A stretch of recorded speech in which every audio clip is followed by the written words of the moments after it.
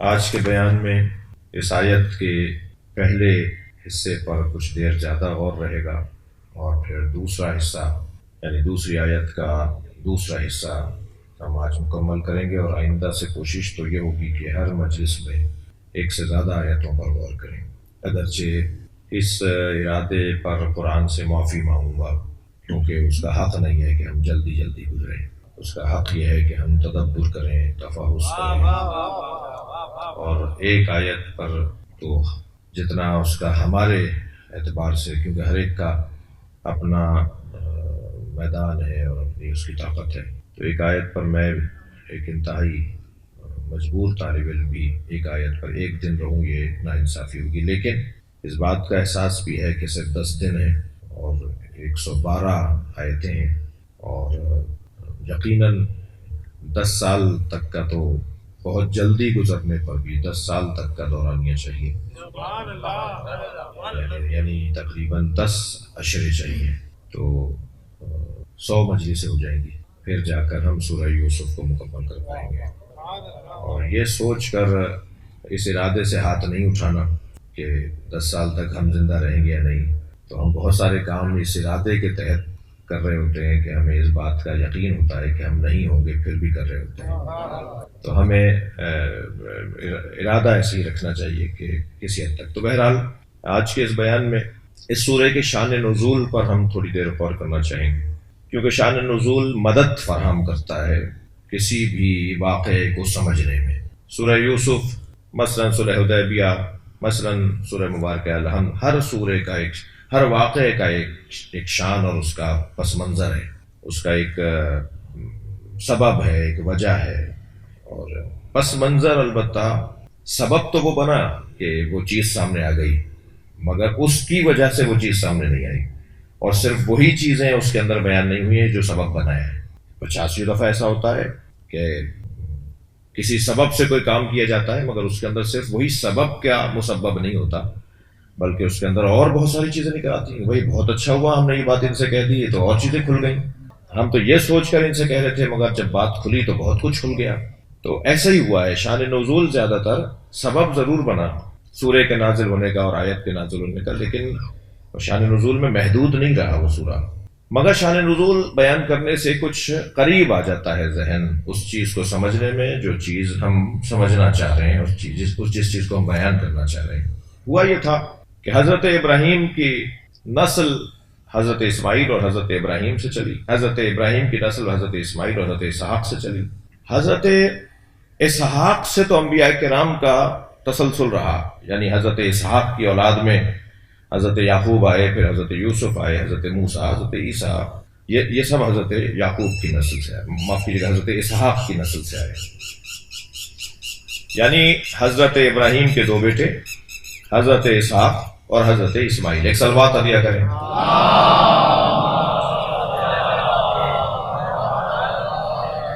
حضرت اسحاق کی نسل سے تو بہت سے نبی آئے، جیسے خود حضرت یعقوب ہیں، حضرت یوسف ہیں، حضرت عیسیٰ ہیں، حضرت موسیٰ ہیں، حضرت عیسیٰ ہیں، مگر حضرت اسماعیل کی نسل میں پہلے نبی ہیں حضرت محمد مصطفیٰ، اور نبیوں میں آخری نبی ہیں حضرت محمد مصطفیٰ صلی اللہ علیہ وسلم۔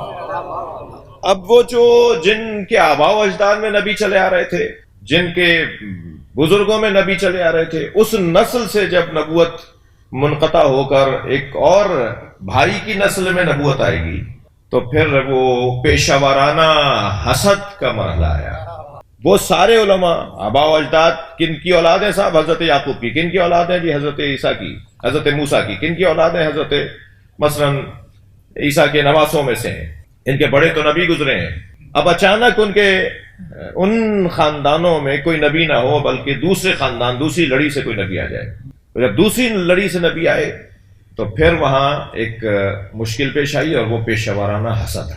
میں ایک جملہ یہاں عرض کرنا چاہوں گا کہ حسد بھی مختلف ہوا کرتے ہیں، حسد بھی حسد ہیں، یعنی حسد اس ہی شعبے سے متعلق فرد کا حسد بنتا ہے، جو اس شعبے سے ہی تعلق نہیں رکھتا اس کا اس سے حسد کیا بنتا ہے؟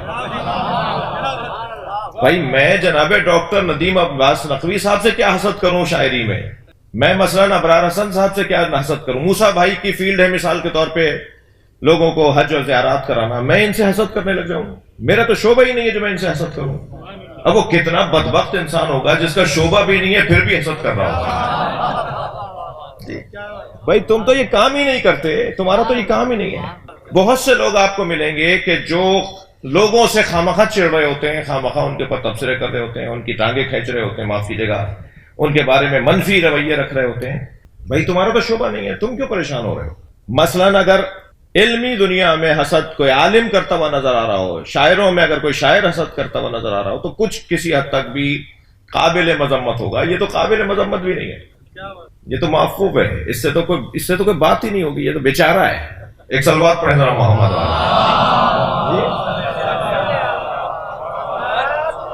شاید ماہ رمضان ہے، شاید میں اس میں کوئی پیغام دے گیا اپنے بچوں کو کہ بھائی کم سے کم یہ بھی سوچ لو کہ یہ تمہارا شعبہ ہی نہیں تھا، تمہیں کیا پریشانی ہو رہی ہے، تم اس سے کیوں جل رہے ہو، تمہارا تو موضوع ہی نہیں ہے یہ۔ حضرت اسحاق کی نسل سے جو یہودی تھے وہ اس بات پر حسد کرنے لگے کہ ہمارے آباء و اجداد سے جو نبوت کا سلسلہ تھا وہ منقطع ہو کر حضرت اسماعیل کی نسل میں نبوت کیسے آ گئی، اور اب جو نبی مکرم کے ساتھ دشمنیاں ہوئیں اس کا سبب میرے بچوں پہ روشن ہوا۔ صلوات پڑھنے ذرا محمد وآلہ۔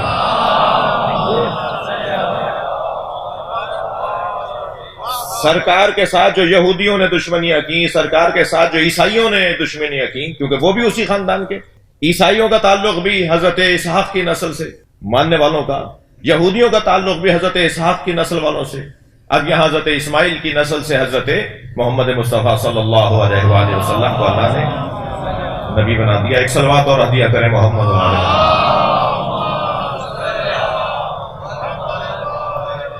لہذا حسد ہونے لگا اور سرکار کے امور میں، آپ کی تبلیغ کے امور میں شدید قسم کی رکاوٹیں ڈالی جانے لگیں، اور یہاں تک اب عالم عالمانہ حسد کرے، شاعر شاعرانہ حسد کرے۔ اگرچہ میں حسد کی ترغیب نہیں دے رہا، لیکن کم سے کم شایان شان تو ہو، حسد بھی ہو تو شایان شان ہو۔ اب جب عالم کسی سے عالمانہ حسد کرے تو کوئی بات تو لے کر آئے، کوئی علمی بات تو کرے۔ تو انہوں نے کیا علمی بات کی سرکار کے مقابلے میں؟ شان نزول بیان کرنے جا رہا ہوں، سورہ یوسف کا شان نزول۔ ہمارے دوست دور سے تشریف لے کر آئے، کچھ آگے تشریف لے آئیے، ایک صلوات ہدیہ کرتے ہیں محمد وآلہ۔ اس سے بہتر صلوات۔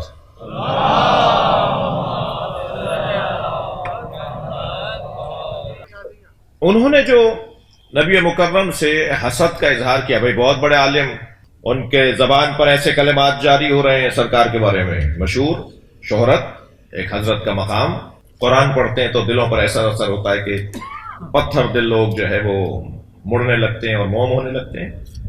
سرکار کا جو ایک شہرہ، سرکار کی جو ایک جو شہرت سامنے آئی وہ ان کی علمی اور ان کی عرفانی کیفیت تھی۔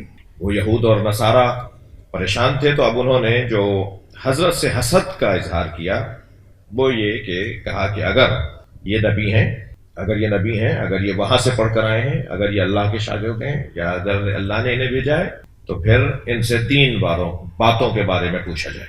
3 سوالات جو تاریخی سوالات تھے، جو روحانی سوالات تھے، جو علمی اور عرفانی عنوانات تھے، ان سے متعلق سرکار سے سوال ہوا۔ یہ جواب دے دیں تو ہم مان لیتے ہیں کہ نبی ہیں۔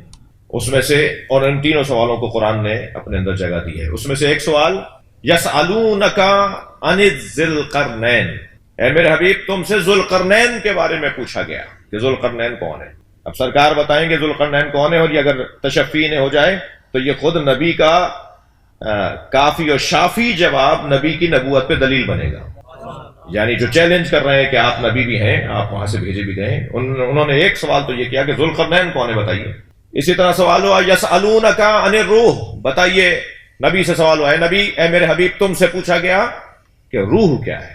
اسی طرح جو ہمارے مضمون میں بات ہے وہ 3 سوال تھا، یسألونک عن الروح کے بعد لقد کان فی یوسف و اخوتہ آیات للسائلین، سوال ہوا بتائیے یہ کنعان سے مصر کیسے آیا پورا خاندان، یہ یوسف اور یوسف کے بھائیوں کا قصہ کیا ہے، کیا ہوا تھا یوسف علیہ السلام کے ساتھ۔ اچھا، حضرت یوسف علیہ السلام دوسرے خاندان سے ہے، یعنی حضرت اسحاق کی نسل سے ہے، حضرت یعقوب کے بیٹے ہیں، حضرت اسحاق کے پوتے ہیں، کہا اگر آپ نبی ہیں وہاں سے بھیجے گئے تو نبی کا تعلق تو عالم غیب سے، تو بتائیے کہ یوسف اور یوسف کے بھائیوں کا قصہ کیا تھا، یہ مصر کیسے آ کے آباد ہوئے؟ تو جو انہیں معلومات تھیں، میں اب نبی کی نبوت پر معجزے کے طور پر اور نبی کے علم کے عنوان پر اور اس سورے کی شان نزول کے عنوان سے ایک بات کرنے جا رہا ہوں جو آپ کی سماعتوں میرے ساتھ ہے، تو مجھے تشفی ہو رہی ہے۔ سرکار نے وہ باتیں بتائیں جو ان کے آباء و اجداد کو بھی نہیں پتا انہیں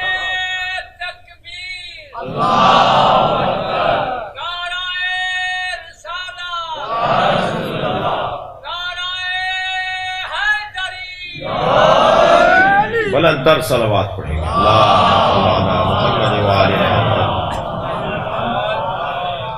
یعنی انہیں مثلاً حضرت یوسف اور حضرت یوسف کے بھائیوں کے بارے میں، حضرت یعقوب کے بارے میں مثلاً 10 باتیں پتہ تھیں، تو نبی نے 10 باتوں کی جگہ 100 باتیں بتائیں۔ قرآن میں صرف 2 سورے ہیں جو پورے ایک ساتھ دفعتاً ایک دم ایک وقت میں نازل ہوئے ہیں، ورنہ سورے آیات اس کی مختلف اوقات میں نازل ہوتی رہی اور ایک وقت لگا پورا سورہ کو پورا ہونے میں، سورے کو مکمل ہونے میں ایک وقت لگا۔ صرف 2 سورے ہیں جو دفعتاً پورے سورے ایک ساتھ نازل ہوئے، ایک سورہ الحمد، ایک سورہ یوسف، ایک ساتھ پورا نازل ہوا ہے سورہ الحمد، ایک دم پورا سورہ نازل ہوا ہے سورہ یوسف، اور اس کے اندر جو جزیات سرکار نے بیان فرمائی وہ ان کے بڑوں کو بھی نہیں پتا تھا اور انہیں نہیں معلوم تھا، حتیٰ اتنی جزیات کے کٹورا وہ اٹھا کر لے گئے اور حضرت یوسف نے خود بھائی سے کہہ دیا ڈال لو، حضرت یوسف نے ڈلوا دیا ان کے سامان کے اندر کٹورا، اور پھر فرمایا کہ چوری ہوئی ہے اور پھر ان کو بلا کے لاؤ، اور پھر تنہائی میں جا کے اپنے سگے بھائی جو مادری بھائی بھی تھے پیدری تو وہ بھی سب بھائی تھے، اتنی جزئی باتیں بھی جو انہیں نہیں پتا تھی وہ بھی حضرت نبی مکرم نے انہیں بیان کر دی، اور ان کا بیان کرنا، تفصیل سے بیان کرنا، یہ نبی کا معجزہ بھی تھا اور نبی سے حسد کرنے والوں کو جواب بھی تھا، جس کا نتیجہ بہرحال یہ نکلا کہ بڑی تعداد میں یہودی مسلمان ہوئے، متعصب یہودی بڑی تعداد میں مسلمان ہوئے، اور انہوں نے اس بات کا اقرار کیا کہ یہ واقعی نبی ہیں۔ ایک شان نزول یہ بیان ہوا ہے، ایک شان نزول یہ بیان ہوا ہے جو بہرحال روایت میں آیا ہے، تو میں عرض کر رہا ہوں کہ اصحاب جمع ہوئے اور آ کر کہا یا رسول اللہ لو قصصت علینا قصۃ یوسف، آپ ہمیں یوسف کا قصہ سنائیں کہ کیا ہوا تھا۔ تو سرکار نے اللہ سے رجوع کیا کہ اللہ مجھے جواب چاہیے، تو پھر پورا سورہ حضرت نبی مکرم پہ نازل ہوا اور آپ نے پورا واقعہ حضرت یوسف کا جزیات میں جا کے، ذیلیات میں جا کے، ضمنیات میں جا کے حضرت نبی مکرم نے پورے سورے کو بیان فرمایا، پورے واقعے کو بیان فرمایا۔ یہ سورہ مشہور، اس کے 5 نام ہیں، 5 نام اس سورے کے مشہور ہیں۔ ایک وجود کے کئی نام ہوتے ہیں، ڈاکٹر ندیم عباس صاحب اپنے بچوں کے لیے بابا یا پاپا یا ابا ہوں گے، اپنے زوجہ کے لیے کچھ اور ہوں گے، اپنے والدہ کے لیے کچھ اور نام سے پکارے جائیں گے، آفس میں کسی اور نام سے پکارے جائیں گے، دوستوں میں کسی اور نام سے پکارے جائیں گے۔ تو ایک شخص کے کئی نام ہو سکتے ہیں، جس صفت کا وہ حامل ہوگا اس کا وہی نام ہو جائے گا۔ سورہ مبارکہ یوسف کے بھی مشہور 5 نام ہیں۔ احسن القصص اس سورے کا نام ہے۔ اللہ نے قرآن میں قصص نازل کیے ہیں، ایک سورہ تو خود ہی قصص ہے، سورہ قصص ہے، واقعات کو اللہ نے قرآن میں نازل کیا ہے۔ اور آپ جانتے ہیں کہ واقعہ آج جو جدید زمانے کے اندر جو میڈیا کا استعمال ہے، جسے آپ میڈیا کا استعمال کہتے ہیں، اس کے اندر کیوں دلچسپی زیادہ ہے؟ اس لیے کہ وہ منظر کشی کرتے ہیں، وہی چیز آپ کتابوں میں پڑھیں اور وہی چیزیں آپ منظر میں دیکھیں، آپ آنکھوں سے دیکھیں تو دلچسپی چند برابر زیادہ ہو جاتی ہے۔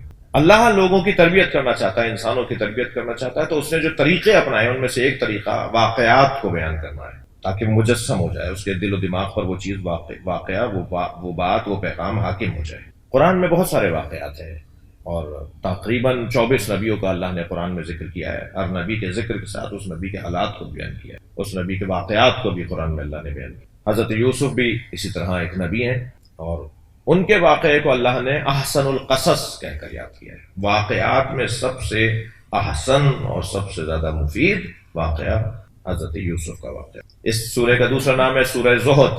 یہ گناہوں سے بچنے کے لیے ایک بہترین رہنما سورہ ہے، کیسے انسان گناہوں سے بچ سکتا ہے۔ جب دربار سے نکالے گئے اور زندان میں ڈالے گئے تو قیدیوں سے مزاح فرما رہے تھے، وہ جہاں چوہے پھر رہے تھے، جہاں سانپ اور بچھو نظر آ رہے تھے، وہاں جہاں کیڑے تھے، وہاں جہاں اور چیزیں بھی تھیں، مگر حضرت یوسف ایسا ہو رہا تھا جیسے بہت بہت بڑی ان کو چیز مل گئی اور بڑی خوشی کا مظاہرہ اور بڑی شادمانی کا اظہار، اور پھر جو اسرا تھے ان کے ساتھ حضرت یوسف کا جو مزاح ہو رہا تھا، تو دربان نے دیکھ لیا، بہت دیر تک تو دیکھتا رہا، پھر آ کے کہنے لگا یہاں کے تو لوگ روتے ہیں، یہاں سے جانے کی آرزو کرتے ہیں، تم یہاں کے خوش نظر آ رہے ہو۔ فرمانے لگے وہ جو محل تھا وہ زندان تھا، اور یہ جو زندان ہے یہ میری آزادی ہے، اس لیے کہ جہاں میں اپنے عقیدے پر عمل نہ کر سکوں وہی تو زندان ہے، اور جہاں میں اپنے عقیدے پر عمل کر سکوں وہی آزادی ہے۔ بڑا پیغام۔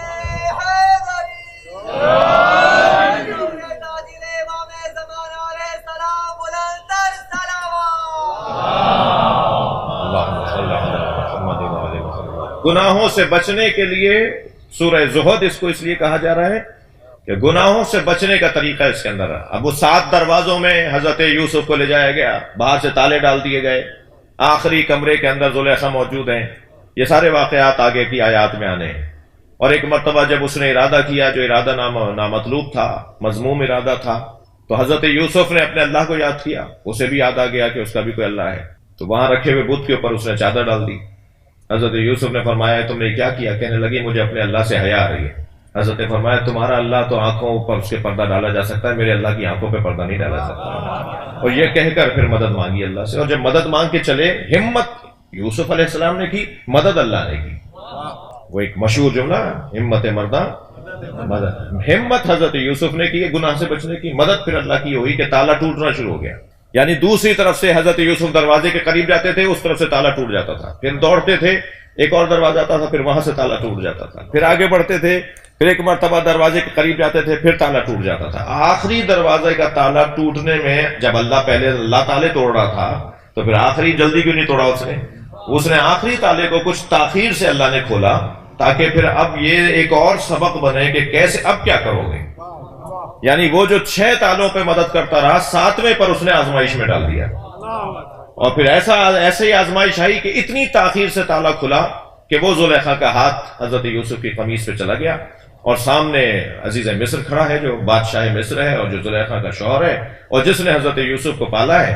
اور اس بھگدڑ کی کیفیت اور اس چھینا جھپٹی کا سا منظر جب دیکھا اس عزیز مصر نے، تو اس نے حضرت یوسف سے ہی پوچھا کہ یوسف، ظاہر حجرہ تو اس کی بیوی کا تھا، یہ کیا ہو رہا ہے، یہ کیا ہو رہا ہے؟ غصے سے اس نے آوازیں لگائیں، تو حضرت یوسف نے فرمایا کہ میرے پاس تو سوائے میرے اللہ کے کوئی گواہ نہیں ہے۔ میرے پاس اب زہد والوں کے لیے پیغام کہ زاہد کیسے اپنے اللہ سے توکل کرتا ہے، کہ میرے پاس تو سوائے میرے اللہ کے کوئی مدد نہیں ہے، اس کے علاوہ کوئی گواہ نہیں ہے جو میری مدد کرے۔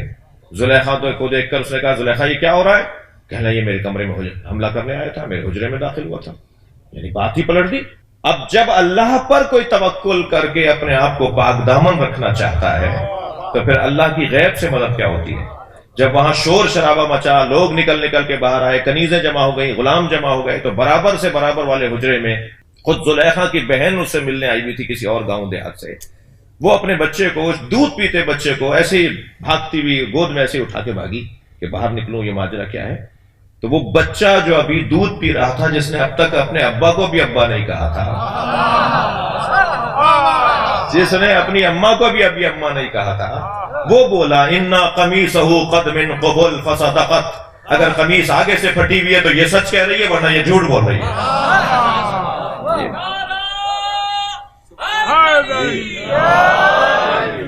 لیکن کیا کریں کہ عزیز مصر پر یہ تو روشن ہو گیا کہ میری زوجہ ہی قصوروار ہے، مگر دنیا کو کیا بتائیں، اپنے زوجہ کے عیب کیسے بتائیں؟ ہمیشہ زور بڑے لوگوں کا غریبوں پر ہی چلتا ہے۔ کیسے اپنی زوجہ کے لیے کہیں کہ میری زوجہ نے ایسا کیا تھا؟ حضرت یوسف کو اس جرم میں جانتے ہوئے کہ جرم مجرم نہیں ہے یوسف، تو آپ اور ہم ایک جملہ کہتے ہیں، سنتے ہیں کہ دین پر دنیا بھاری، دنیا کو بھاری کر دیا دین پر۔ دین کہہ رہا تھا کہ زوجہ قصوروار ہے، دنیا کہہ رہی تھی کہ یوسف قصوروار ہے، تو دین پر دنیا کو بھاری کر دیا، اور دین پر جو دنیا کو بھاری کرتے ہیں پھر وہ نبیوں کے مجرم ہو جاتے ہیں۔ بھائی صلوات پڑھ لیں محمد و آل محمد۔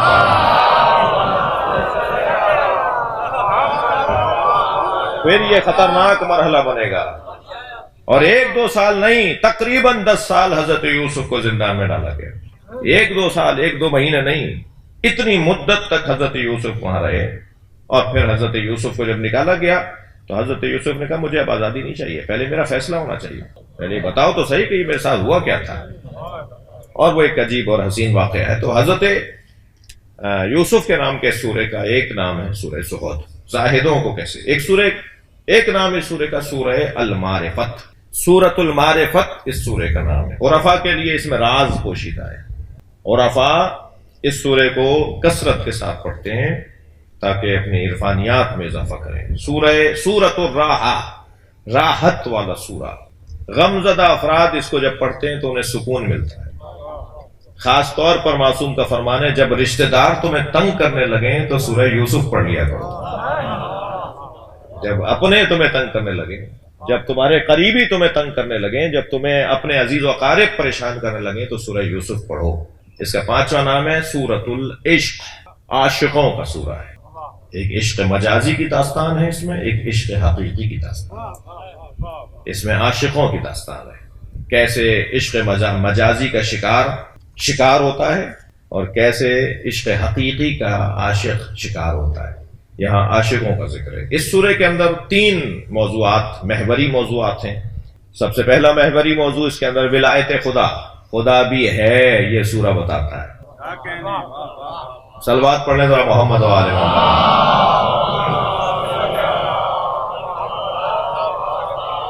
ولایت خدا کا پیغام اس سورے میں، تعویل خواب ایک پوری حقیقت ہے، ایک واقعیت ہے، سوتے میں جو نظر آتا ہے اس کی کوئی حیثیت ہے۔ یہ جو رویا ہے، جو خواب ہے، اس کی پھر قسمیں بیان ہوں گی جب میں آگے آؤں گا، جب خواب کی بات آئے گی۔ خواب کی کتنی قسمیں ہیں، کون سا خواب سچا خواب ہے اور کون سا خواب جھوٹا خواب ہو سکتا ہے، خواب کی قسمیں۔ تو یہ تعویل خواب اور خواب میں پیغامات پائے جاتے ہیں، کیونکہ اس میں جو حضرت یوسف نے بیان فرمایا اس قال، اللہ کہہ رہا ہے اس قال یوسف لابیہ یا ابت انی رأیت 11 کوکبا والشمس والقمر رأیتهم لی ساجدین۔ بابا میں نے خواب دیکھا ہے کہ 11 ستارے، 11 ستارے مجھے سجدہ کر رہے ہیں اور شمس و قمر بھی مجھے سجدہ کر رہے ہیں، میں یہ دیکھ رہا ہوں۔ اس خواب کی تعبیر کیا ہے، جس پہ حضرت یعقوب نے پھر فرمایا کہ بیٹا یہ خواب کسی کو بتانا نہیں۔ پھر وہ جب ہم اس مرحلے پر آئیں گے تو خواب کے کچھ احکامات ہیں، ہر ایک کو خواب بتایا نہیں جاتا اور اہل ہی کو ڈھونڈنا ہوتا ہے کہ خواب کی تعبیر وہ کیسے بتائے گا۔ جب ہم وہاں پہنچیں گے تو پھر یہ بات کریں گے۔ تو دوسرا اس سورہ کا جو محوری عنوان ہے وہ ہے تعبیر خواب۔ تیسرا عنوان اس کا درس عفت، اس میں عفت و پاک دامنی کے حوالے سے گفتگو ہے، اللہ نے پیغام نازل کیے ہیں۔ اور چوتھا عنوان اس کا ہے مہارت اور ذمہ داری، اہلیت قابلیت اور اس قابلیت کی ادائیگی۔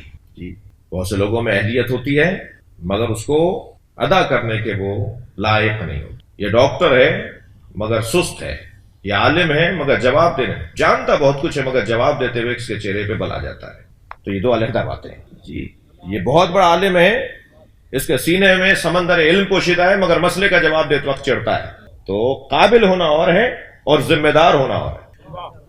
اس سورے کے اندر حضرت یوسف سے متعلق یہ پیغام بھی ہے کہ قابلیت کو ذمہ داری کے ساتھ اگر لیا جائے تب یوسف علیہ السلام کا کردار بنتا ہے۔ بہت سارے لوگ ہوتے ہیں، قابل ہوتے ہیں مگر ذمہ دار نہیں ہے۔ میرا کیا واسطہ، میں ہی کیوں؟ بھائی تمہارے پاس اتنا علم ہے، تمہارے پاس اتنی معلومات ہے، تم یہ کر سکتے ہو، تم وہ کر سکتے ہو۔ تو اس سورے کے اندر قابلیت اور ذمہ داری کا پیغام یہ سورے کا محوری پیغامات، اور جو کلی پیغام ہے وہ تو اس کا تربیت بشر ہے، انسانوں کی تربیت کے لیے اللہ نے اس سورے کو نازل کیا ہے۔ اب آ جائیے، ہم آغاز کر رہے ہیں آیت کا۔ الف لام را تلک آیات الکتاب المبین۔ الف لام را، میں بہرحال بہت نا انصافی کروں اپنے آپ سے، تو اب بھی مجھے کوئی 20 منٹ حروف مقطعات پہ بولنے دیجیے، ورنہ میں جب تیاری کر رہا تھا اور مختلف تفسیروں کو دیکھ رہا تھا تو اس پر اگر دیکھا جائے تو شاید 3-4 مجلسیں صرف حروف مقطعات ہونی چاہیے۔ یہ حروف مقطعات کیا ہیں؟ الف لام را کاف ہا یا عین صاد الف لام میم، یہ جو حروف مقطعات ہیں یہ قرآن مجید کے اندر پروردگار عالم نے 29 سوروں کا آغاز حروف مقطعات سے کیا ہے۔ جی 114 سوروں میں سے 29 سوروں کا آغاز اللہ نے حروف مقطعات سے کیا ہے۔ ولائی سماعتیں رکھنے والے مجلسی لوگ بیٹھے ہیں تو یہی ایک بات کر دیتا ہوں، 29 سوروں میں جو اللہ نے حروف مقطعات کو نازل کیا، ان میں سورہ بقرہ ہے، سورہ آل عمران ہے، سورہ عنکبوت ہے، سورہ روم ہے، سورہ لقمان ہے، سورہ سجدہ ہے، سورہ اعراف ہے، سورہ یونس ہے، سورہ ہود ہے، سورہ یوسف ہے، سورہ یاسین ہے، سورہ سعاد ہے، سورہ غافر ہے، سورہ فصلت ہے، سورہ شورى ہے، سورہ زخرف ہے، سورہ دخان ہے، سورہ جاسیہ ہے، سورہ حقاف ہے، سورہ قاف ہے، سورہ القلم ہے۔ یہ 29 سورے ہیں کہ جن کا آغاز حروف مقطعات سے ہوا ہے۔ حروف مقطعات جو اللہ نے قرآن میں نازل کیے ہیں، ان کے مکررات کو اگر تکراری حروف کو کم کر دیا جائے، ہٹا دیا جائے، یعنی ایک ہی راہ لے لیں، حروف مقطعات میں مثال کے طور پہ 4 جگہ راہ آیا ہو، الف 4 جگہ آیا ہو، 5 دفعہ سعاد آیا ہو، مثال دے رہا ہوں، تو ان 5 کو ایک کر دیں، یعنی تکرار کو ختم کر کے مکررات کو ختم کر دیں تو 14 حروف بنتے ہیں۔ صلوات ہدیہ کریں چاہتا معصومین۔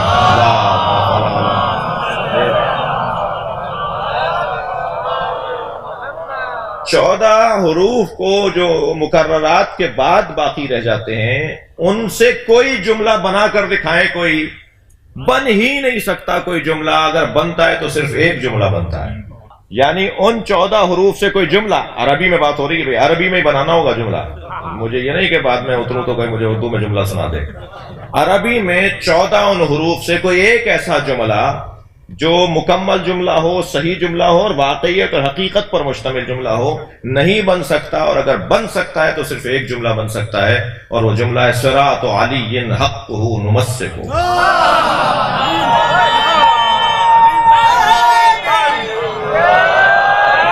صراط علی حقا نمسکہ، علی کا رستہ ہی حق ہے جسے ہم نے پکڑا ہوا۔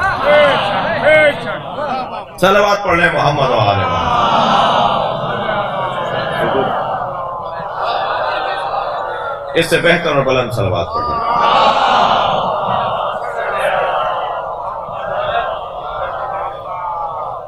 توجہ کر لیا آپ نے؟ حروف مقطعات کو مقطعات کیوں کہتے ہیں؟ اس کا وجہ تسمیہ کیا ہے؟ اس کو کوئی اور نام کیوں نہیں دیا؟ حروف تہجی نام دے دیتے، اسے کوئی اور نام دے دیتے، مگر حروف مقطعات کو حروف مقطعات کیوں کہا جاتا ہے؟ اس کے 2 روشن سبب بیان ہوئے ہیں۔ اچھا، میں پڑھ رہا ہوں، نتیجہ تو شاید بعض جگہ میرا نکلے، میں اپنا نتیجہ دے رہا ہوں، وہ علیحدہ بات ہے، لیکن مطلب کہیں سے پڑھا ہوا ہے۔ حروف مقطعات کو مقطعات کہتے ہیں، اس کا پہلا سبب تو یہ کہ اسے ہم الف لام میم کو علم نہیں پڑھ سکتے، الف لام را کو الر نہیں پڑھ سکتے۔ سورہ شروع کریں الر پڑھ کے، الف لام را کو الر بھی تو کر سکتے ہیں آپ، الر الر الر مثلا، کوئی آپ جوڑ کر ان حروف کو نہیں پڑھ سکتے، انہیں قطع کر کے پڑھنا ہوگا۔ مقطعات یعنی ان کو قطع کر کے، توڑ کے پڑھنا ہے، اس لیے اسے مقطع کہتے ہیں، قطع شدہ۔ الف لام را الر نہیں کہہ رہے، الف لام میم علم نہیں پڑھ رہے، الف لام لکھے جائیں گے الر، لکھا جائے گا علم، آپ جا کے دیکھ لیجئے اس سورہ کے آغاز میں الف لام میم جہاں لکھا ہوا ہے، الف لام میم جڑا ہوا لکھا ہوا ہے، توڑ کے نہیں لکھا ہوا، لیکن پڑھیں گے آپ الف لام میم ذالک الکتاب لا ریب مثلا، یا اس سورہ کے آغاز میں الف لام را، کیونکہ اس سورہ کے آغاز میں حروف مقطعات سے 3 حرفوں سے سورہ شروع ہو رہا ہے، تو ایک تو توڑ کر اسے پڑھا جاتا ہے، اس لیے اسے حروف مقطعات کہا جاتا ہے۔ دوسرا، فہم بشر منقطع ہے اس کے سمجھنے میں، ہم نہیں سمجھ پا رہے کہ یہ کیا مطلب ہے۔ اگر میری بات پر تصدیق چاہیے ہو تو ابھی مجلس کے بعد قرآن کھولیے گا، اور جتنے بھی مترجمین ہیں قرآن کے جا کر دیکھ لیجئے گا، انہوں نے الف لام میم کے نیچے الف لام میم ہی لکھا ہوا ہے، انہوں نے الف لام را کے نیچے الف لام را ہی لکھا ہوا ہے، انہوں نے الف لام را کا ترجمہ بھی نہیں کیا، کاف ہا یا عین صاد کا ترجمہ بھی نہیں کیا، جو اوپر لکھا ہوا ہے وہی نیچے ترجمے میں بھی لکھا ہوا ہے، اس لیے کہ وہ سمجھ ہی نہیں رہے، وہ جان ہی نہیں رہے کہ الف لام میم کیا ہے۔ تو ذہن بشر اور فہم بشر کو اس سے منقطع کر دیا گیا، اس وجہ سے اسے حروف مقطعہ کہا جاتا ہے، اور مقطعہ کی جمع ہے، اس سے حروف مقطعات کہا جاتا ہے۔ یہ حروف مقطعات کو 29 سوروں کے آغاز میں اللہ نے کیوں رکھا؟ اچھا، سارے سورے ایک ساتھ نہیں رکھے، اس نے یعنی ایسا نہیں ہے کہ سورہ الحمد بھی حروف مقطعات سے شروع ہو رہا ہو، سورہ مثلا بقرہ تو شروع ہو رہا ہے لیکن مثلا سورہ نساء بھی شروع ہو رہا ہو، نہیں، جگہ جگہ ایک سورے کے بعد 2 سورے بغیر حروف مقطعات کے، اور پھر ایک سورہ، پھر کچھ سورے، پھر ایک سورہ، جگہ جگہ اللہ نے حروف مقطعات کا سورہ اس لیے رکھا. آپ اکتا تو نہیں رہے میری باتوں سے؟ جگہ جگہ اس لیے اس نے رکھا ہے کہ قرآن مخالف، جملہ ہدیہ کر رہا ہوں، قرآن مخالف، قرآن دشمن جو قرآن کے خلاف سوچتا ہو وہ آغاز میں ہی ہتھیار پھینک دے کہ میری تو بس کی نہیں ہے اس کا جواب دینا. وہ آغاز ہے کلام کے اندر ہی ہار مان جائے کہ نہیں، میں تو جب پہلا لفظ نہیں سمجھ پا رہا تو میں قرآن کا آگے جا کے کیا جواب دوں گا. تو قرآن مخالفوں کو اللہ نے تحدی، چیلنج کے ساتھ بات کی ہے. بات کرو، سمجھو کیا کہہ رہا ہوں میں. دوسرا پیغام حروف مقطعات کا، علم غیب نبی مکرم پر دلیل. سرکار دو جہاں عالم غیب ہیں. صلوات پڑھ لیں، میں عرض کرتا ہوں.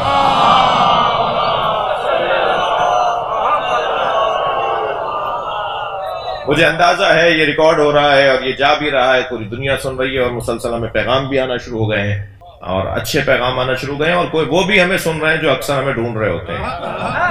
تو ہم چاہتے بھی ہیں کہ وہ ہمیں ڈھونڈیں. اور میں ایک جملہ کئی جگہ کہہ چکا ہوں، یہاں تکرار کر رہا ہوں کہ جو ہمیں ڈھونڈ رہے ہوتے ہیں نا، صبح خانے وال ہوتا ہے، رات حیدرآباد ہوتا ہے، تو میں ان کو بتانا چاہ رہا ہوں میں تو آسمانوں میں جانا چاہتا ہوں، تو میں زمین میں گاڑ کے جاؤں گا.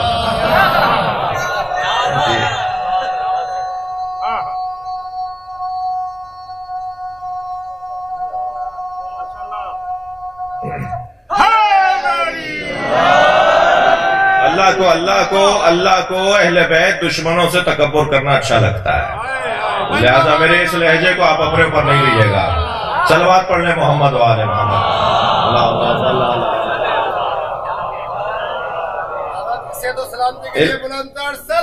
آپ سب کی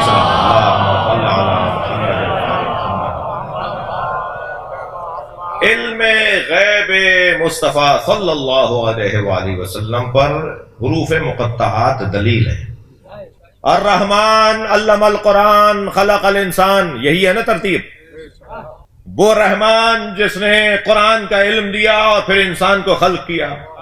انسان پہلے خلق ہوتا پھر تعلیم دی جاتی، یہ خلق سے پہلے تعلیم کس کو دے گی؟ یہ ابھی خلق ہی نہیں ہوا، ابھی دنیا میں نہیں آیا، ابھی مخلوق نہیں بنا، تو نے کسی کو علم بھی دے دیا. وہ کون ہے کہ جسے خلق ہونے سے پہلے علم دیا گیا ہے؟ ابھی وہ حضرت آمنہ کی گود میں نہیں آئے ہیں مگر اللہ کے پڑھے ہوئے شاگرد ہیں. وہ جو اللہ سے پڑھنے والا وجود ہے وہ غیب سے ہی تو علم لے کر آ رہا ہے. جس کے علم کو علم لدنی کہا جاتا ہے، جس کے علم کو علم وحبی کہا جاتا ہے، جس کے علم کو علم غیبی کہا جاتا ہے، وہ وہاں سے پڑھ. نحن تلامذ اللہ، ہم اللہ کے شاگرد ہیں. اچھا، کسی کو مصطفیٰ سرکار سمجھ میں آ جائیں گے تو علی خود سمجھ میں آ جائے گا،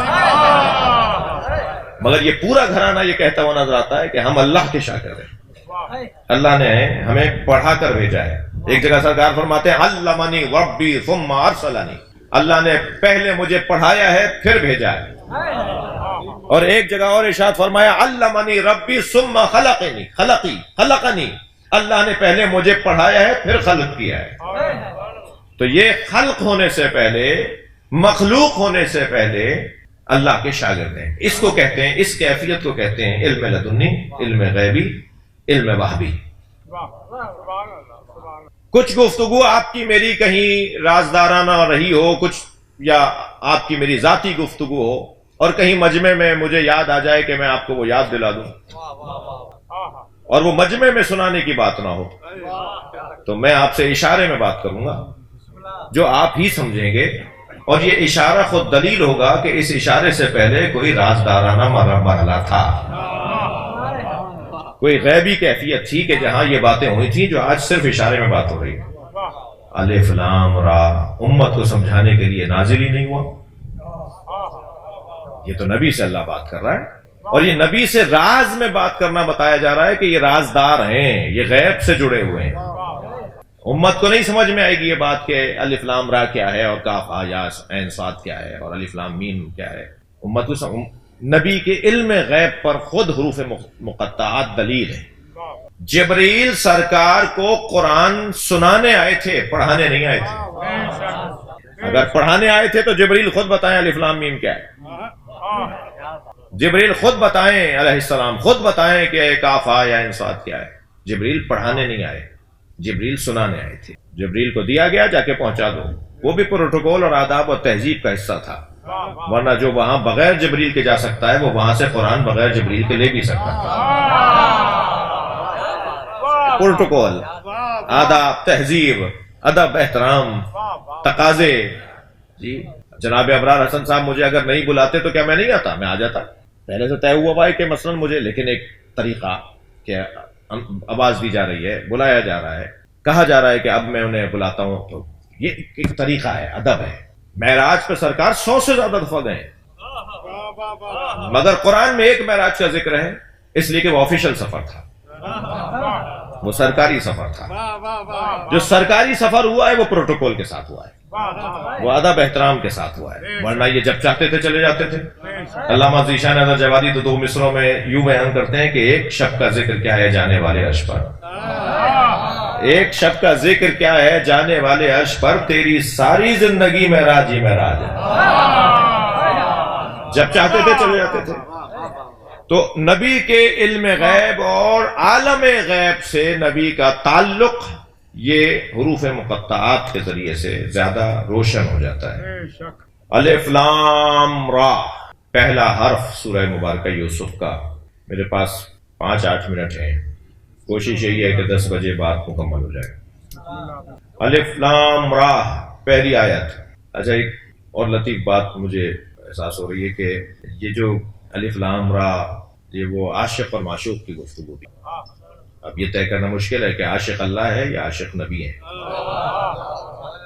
جی یہ مشکل ہے، بلکہ میں اور اپنے لفظ کو بہتر کہوں، پورا قرآن عاشق اور معشوق کی گفتگو ہے۔ اب یہ میری مشکل ہے، یعنی آپ کی، میری مشکل، ہماری مشکل ہے کہ لفظ عشق کو کچھ ناکام عاشقوں نے اتنا بدنام کر دیا کہ ہم ممبر پہ ہی لفظ عشق نہیں بولتے، جیسے کچھ لفظ سیاست کو ناکام سیاستدانوں نے اتنا استعمال کیا کہ ہم سیاست، اگر مجلس میں لفظ سیاست بھی بولتے تو کہتے ہیں مولوی سیاسی ہے، جبکہ سیاست سے بڑی تو عبادت کوئی نہیں ہے۔ جو مخلوق الہی کے امور کی تدبیر کرے اسے سیاستدان کہا جاتا ہے۔ یہی تعریف ہے نا سیاست کی۔ سیاست کی تعریف یہ ہے کہ امور مخلوق کے امور کی تدبیر کرنے والے کو سیاستدان کہا جاتا ہے۔ صلوات پڑھ لیں ذرا محمد وآل محمد۔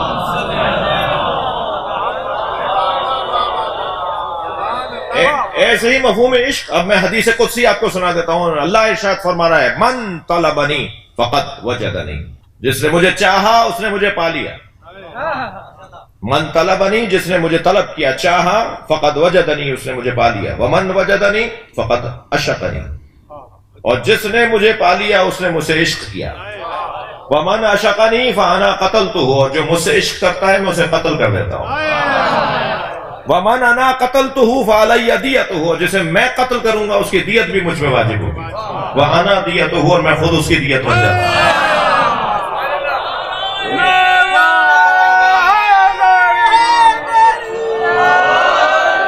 پھر اس کا ہاتھ، اس کا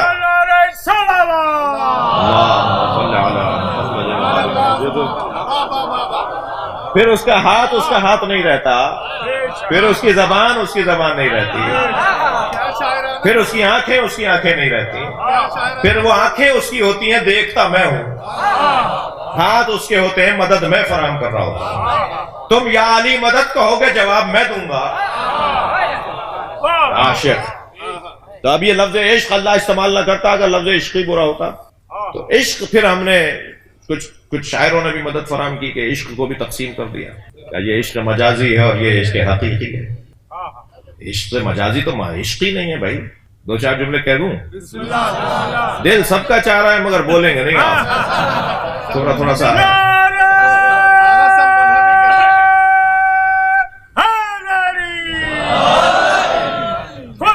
محمد علیہ السلام باواز بلند نعرہ سلام۔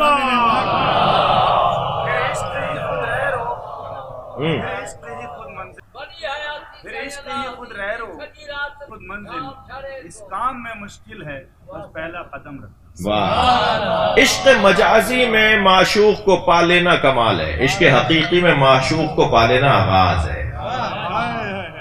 ابھی تو بات شروع ہوگی، اور عشق مجازی ہے ہی نہیں، وہ عشق نہیں ہے، وہ دھوکہ ہے، فریب ہے، سراب ہے، لیکن عشق حقیقی واقعی عشق حقیقی ہے۔ اس کائنات میں توجہ، اس کائنات میں اللہ کو مصطفیٰ سے عشق ہوا تو کائنات بنا دی، حسین کو اللہ سے عشق ہوا تو کائنات لوٹا دی۔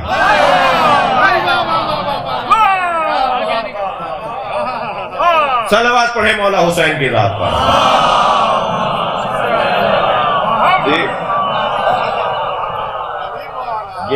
یہ سارا معاملہ عشق ہے۔ اور پھر علامہ اقبال کے اوپر اگر چلے جائیں کہ علامہ اقبال نے عشق کو کیسے دیکھا، کہتے ہیں کہ توجہ، عشق پر اعمال کی بنیاد رکھ، عقل کو تنقید سے فرصت نہیں۔ علامہ اقبال کہہ رہے ہیں عشق پر اعمال کی بنیاد رکھ، عقل کا کام تو ان من نکالنا ہے۔ صلوات پڑھنے ذرا محمد وعلى اللہ۔ بے خطر کود پڑا آتش نمرود میں عشق، علامہ اقبال بے خطر کود، یہ حضرت ابراہیم نہیں کود رہے تھے، عشق کود رہا۔ بے خطر کود پڑا آتش نمرود میں عشق، عقل ابھی محو تماشائے لبے بام رہی۔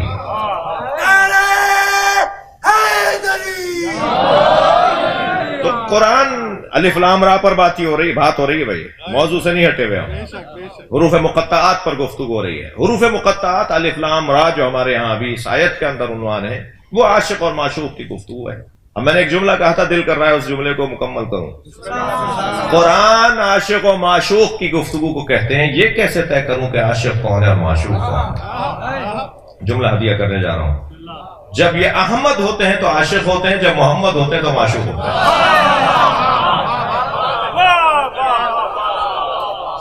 سرکار کبھی یہاں سے عشق کا انداز ہے، کبھی وہاں سے عشق کا انداز۔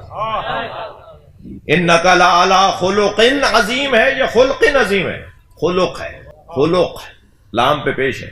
انک لعلی خلق عظیم ہے، انک لعلی خلق عظیم نہیں ہے جی، خلق تخلیق کی کیفیت کو کہتے ہیں یا اخلاق کی کیفیت کو کہتے ہیں۔ ہم نے آپ کو اخلاق کے اعلی درجے پر فائز کیا، یہی ترجمہ کرتے ہیں نا۔ میں اس ترجمے کا انکار نہیں کروں گا ورنہ میری پکڑائی جائے گی، مگر اس سے ہٹ کر بھی تو سوچئے، ہم نے آپ کو اخلاق کے اعلی درجے پر فائز کیا، یہ ترجمہ ٹھیک ہوگا، مگر یہ ترجمہ بھی تو ٹھیک ہے کہ ہم نے تخلیق کے اعلی درجے پر فائز کیا۔ آپ سا حسین ہی نہیں بنایا، آپ جیسا حسین ہی ہم نے نہیں بنایا۔ آپ کی آنکھیں نہیں ہیں، چاند سورج قربان ہو جائیں۔ صلوات پڑھنے سرکار کی عظمت پر۔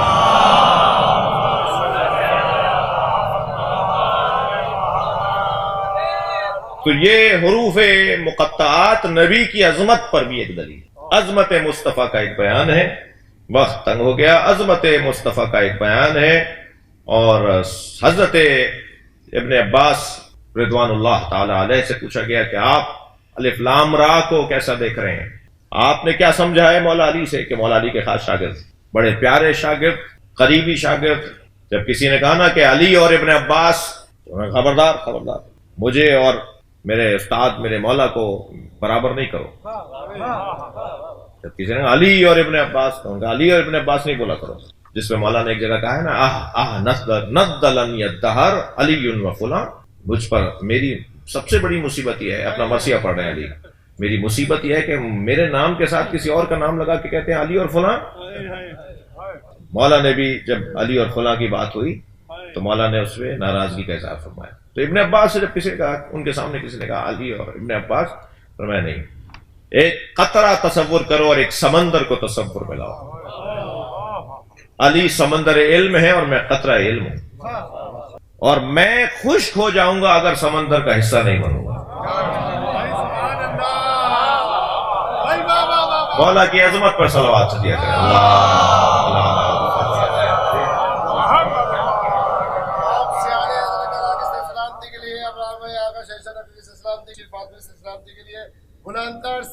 اللہم صلی